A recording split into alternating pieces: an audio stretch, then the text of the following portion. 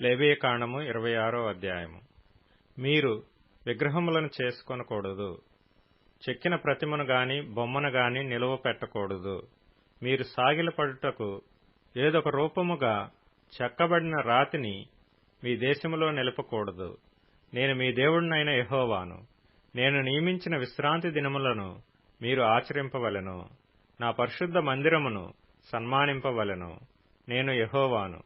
మీరు నా కట్టడలను బట్టి నడుచుకుని నా ఆజ్ఞలను ఆచరించి వాటిని అనుసరించి ప్రవర్తించిన ఎడల మీ వర్షకాలములలో మీకు వర్షమిచ్చెదను.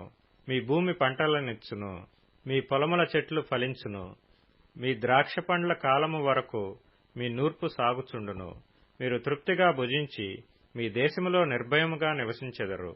ఆ దేశములో నేను మీకు క్షేమము కలుగచేసెదను.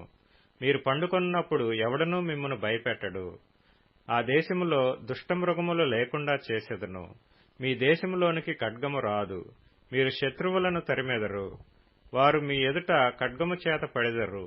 మీలో 5 100 మందిని తరుముదురు. 100 మంది 10,000 మందిని తరుముదురు. మీ శత్రువులు మీ ఎదుట ఖడ్గము చేత కూలుదురు. ఏలయనగా నేను మిమ్మును కటాక్షించి మీకు సంతానమిచ్చి మిమ్మును విస్తరింపచేసి మీతో నేను చేసిన నిబంధనను స్థాపించెదను.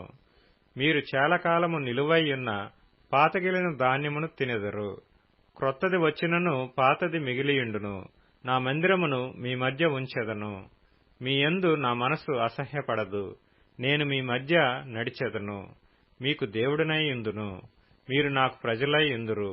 మీరు ఐగుప్తీయులకు దాసులు కాకుండా వారి దేశములో నుండి మిమ్మును రప్పించితిని. నేను మీ దేవుడనైన యెహోవాను. నేను మీ కాడి పలుపులను తెంపి మిమ్మును నిలువుగా నడవ చేసితిని.